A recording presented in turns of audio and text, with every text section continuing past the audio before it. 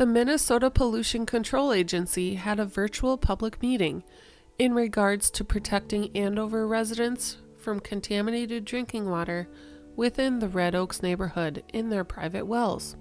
I was able to talk with the Minnesota Pollution Control Agency reps who held the meeting to get an update. Last night with the residents of Red Oaks neighborhood, gave them the latest on the sampling. And we've got a map there showing after we did some second samples and then some sampling on the west to show what we're finding in terms of contaminants in folks' private wells. And then also where we have stepped forward when it is above the health-based values set by the Department of Health, saying that the water is unsafe for consumption over a lifetime of exposure. We stepped in and provided bottled water. The biggest chunk of the meeting was about what is the long-term solution for those private well owners that have their wells over the health-based values. And that's where we put together the mitigation and monitoring plan. The mitigation zone, which is more towards the eastern part of the neighborhood, would be hooked up to municipal water as the long-term source of clean drinking water. And those costs, the line that runs down the street, the line to their home, and the ceiling of their private well would be covered by the state for those within that part of the plan. And that's for those over a health-based value or under a health-based value. The homeowner would have a water bill that they would be responsible for afterwards.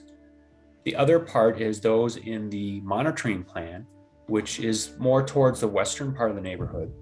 Those folks, we explained how we would continue to watch their wells based on previous sample results, the frequency we would sample in 2022, and then that information would inform how we sample into the future also. I think I would just add that the monitoring will also be paid for by the state, so there's no cost to the residents for that also. About 40 individuals attended the virtual meeting. Many of them were residents, where they were able to ask more questions. The City of Andover staff was also in the meeting and said things will be a case-by-case basis, depending on what the individual homeowner chooses to do, to continue to keep testing their wells or to hook up to the city water.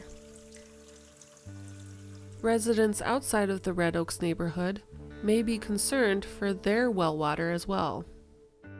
So overall, the issues we have seen, as you're correct, are isolated in this neighborhood. We have done work to make sure the city's drinking water is safe.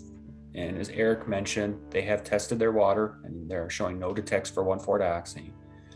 But we are also going to keep looking at other areas around the neighborhood just to make sure. And if we find things there, we will alert the public and we will take steps to be protective of the residents too. But at this point, it does appear to be isolated in this neighborhood, and we're double checking in other areas just to make sure. So you may ask, when will this project start? The timeline is we're going to the legislature right now to find the funding for this project. We anticipate that'll take a little while. And just based on other things that need to do once funding is secured, we believe the construction would be in calendar year 2023. Many of the residents found the meeting very helpful and being transparent, as it will help the residents choose what they will do for their drinking water sources. The website is definitely the best and most up-to-date place to get information, but we update that anytime we have new information to share. So it does have the information now about the mitigation and monitoring plan on it. It also has contacts at the bottom, or towards the bottom. Our project manager on this project's name is John Hunter, and his email and phone number are listed on the webpage. There's even a brief explanation about what is 1,4-dioxane on the webpage also. So there's lots of information there. We've been doing regular mailings with the residents, and we plan to coordinate with the City of Andover and have a space on their every other month newsletter that we will keep people up to date with. If you missed the recent virtual meeting, the Minnesota Pollution Control Agency did record the meeting, so you can watch it fully on their website. The Minnesota Pollution Control Agency's goal is to protect their residents and fix the problem.